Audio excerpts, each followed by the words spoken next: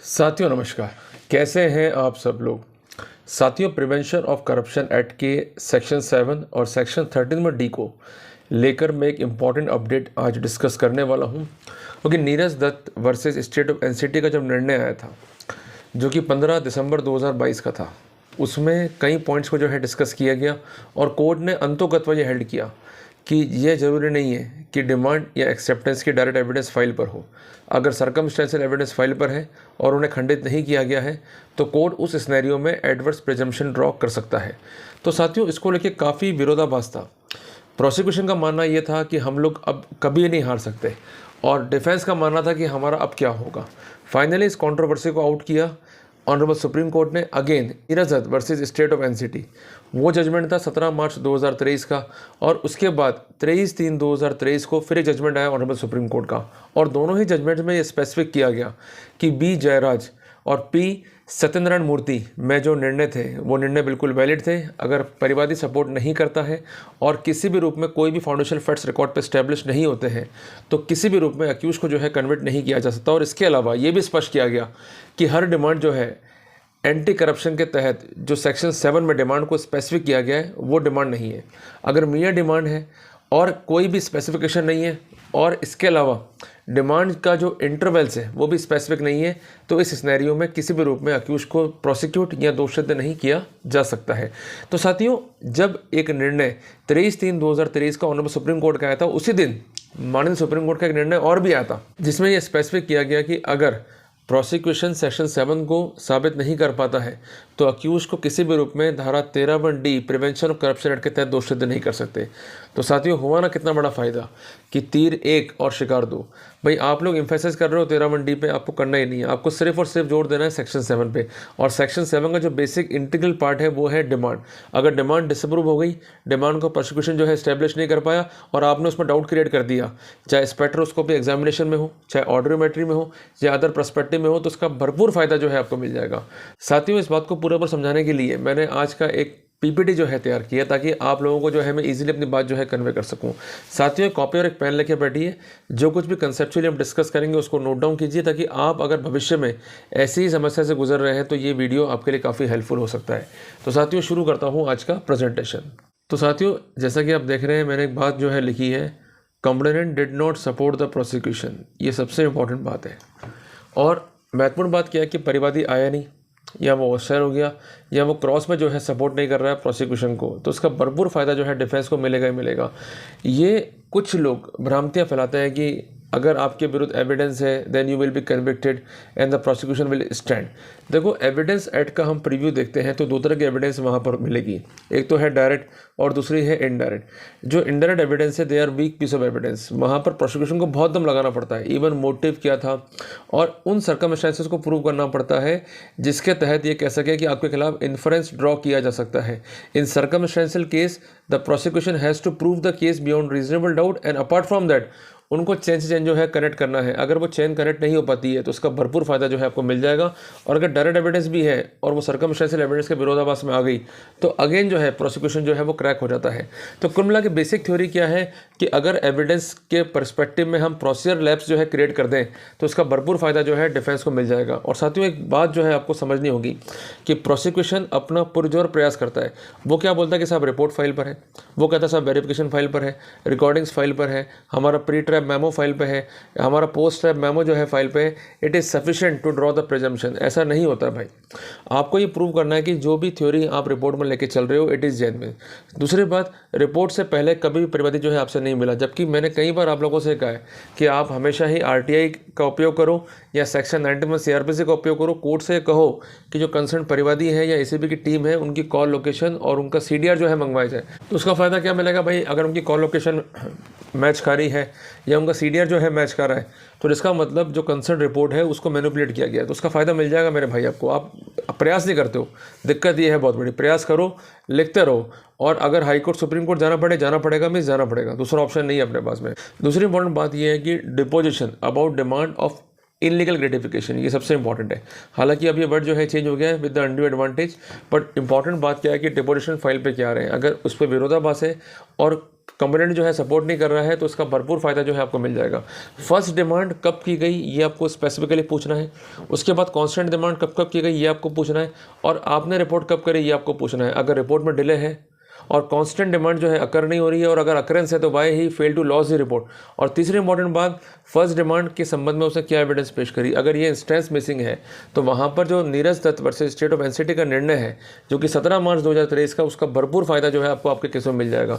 Problem क्या होती है जब हम केस को लड़ते हैं, हम लोग लड़ते हैं हाफ हार्टेड, वकील साहब बस तो जाऊँगा ना, अरे मेरा समय निकाल दो साहब, 8 साल 10 साल निकल जाए, मेरे बच्चे जो है सेटल हो जाए।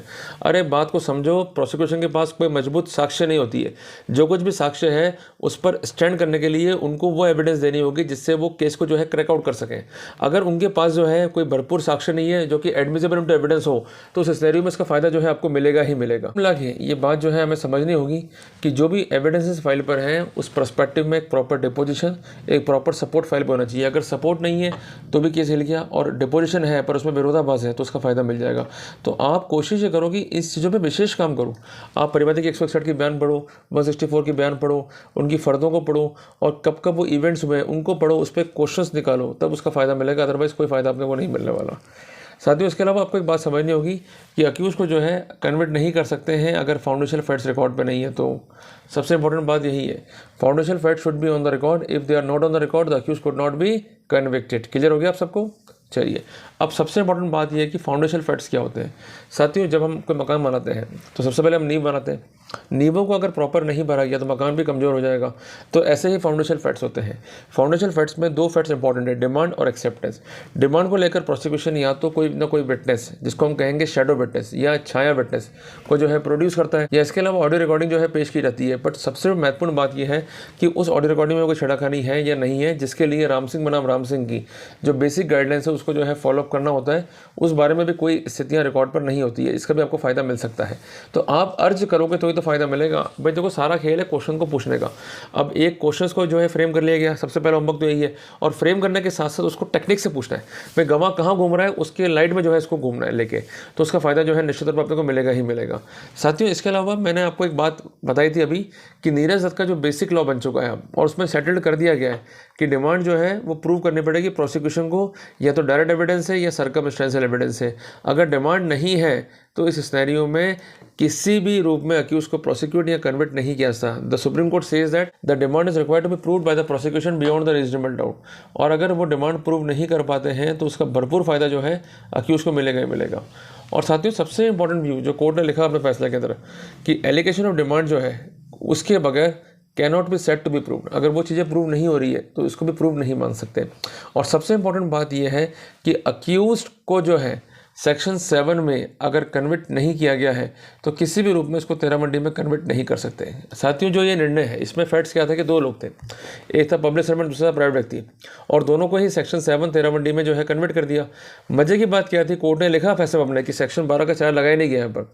तो कोर्ट ने बोला कि अगर डिमांड जो बेसिक फाउंडेशनल फैक्ट है अगर वही साबित नहीं है तो सब्सिक्वेंटली हम अक्यूज को 13 मंडी में जो है कन्विक्ट नहीं कर सकते। कोर्ट ने अपने फैसले में क्या लिखा, the conviction of the accused can not be sustained as far as offense under section 7 of the PC Act is concerned.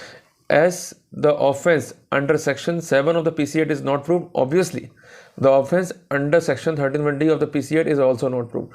तो उसको मैं बार बार वही कह रहा हूँ कि एक तीर से जो है आपने शिकार 2 कर लिए। आप लोग एम्फेसिस कर रहे हो दोनों धाराओं पे, आपको एम्फेसिस ही नहीं करना, आपको सिर्फ और सिर्फ जोर देना है सबसे पहले धारा 7 के ऊपर, और धारा 7 का जो इंटीग्रल पार्ट है डिमांड उसके ऊपर।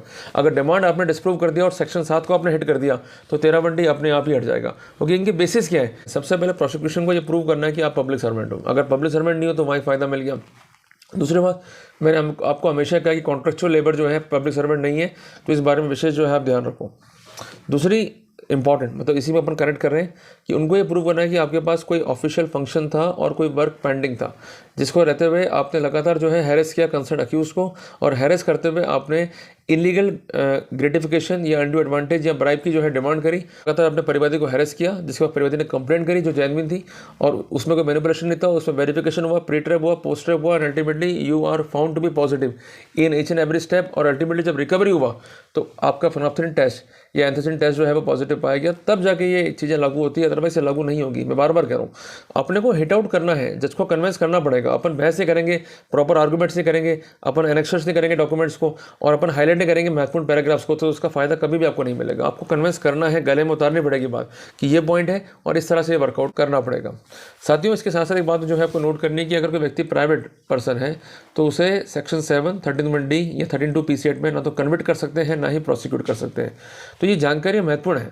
अगर जानकारी होगी तो आप लड़ पाओगे, जानकारी नहीं होगी तो आप लड़ नहीं पाओगे। तो इन बातों को भी जो है आपको विशेष ध्यान यहाँ पर रखना पड़ेगा। तो साथियों, रहा ना कितना आसान। कुल मिला के बात को समझ लोगे तो वर्कआउट कर लोगे, बात को नहीं समझोगे तो दिन भर जो है घूमते रह जाओगे। तो अब सब कुछ आप पे डिपेंड है कि वर्क कैसे करते हो और किस तरह से विरोधाभास लेके आते हो और किस तरह से डिपोजिशन और सपोर्ट को जो है अफेक्ट करते हो। अगर प्रोसिक्यूशन के पास एक्टिव सपोर्ट नहीं है, एक्टिव डिपोजिशन नहीं है और एविडेंस में विरोधाभास आ गया कि वो बनी कब और ऑक्यूलर एविडेंस उसका जो है विपरीत बयान दे रही है, तो उसका डेफिनेटली फायदा आपको मिलेगा ही मिलेगा। भाई एक छोटी सी बात समझ लो, एविडेंस का बेसिक पैरामीटर क्या है कि जैसी एविडेंस है वैसी की वैसी में इंटेंट होगी। उसका अगर नेचर चेंज हो रहा है, उसके में विरोधाभास है, अलग अलग तरह के स्टेटमेंट्स हैं, अलग तरह के फैक्ट्स हैं, तो ऐसी एविडेंस अपने आप में ही सस्पिशियस एंड डाउटफुल रहती है। और suspicious and doubtful evidence could not be a basis for prosecution and the conviction. ये मेरा एक लंबा एक्सपीरियंस है। तो साथियों, घबराना नहीं है, सिर्फ और सिर्फ हमें वर्कआउट करना है। निश्चित तौर पर हम जीतेंगे, निश्चित तौर पर हम सफल होंगे ही होंगे। तो साथियों, मिलते हैं एक नए टॉपिक के साथ। तब तक के लिए जय हिंद, जय भारत।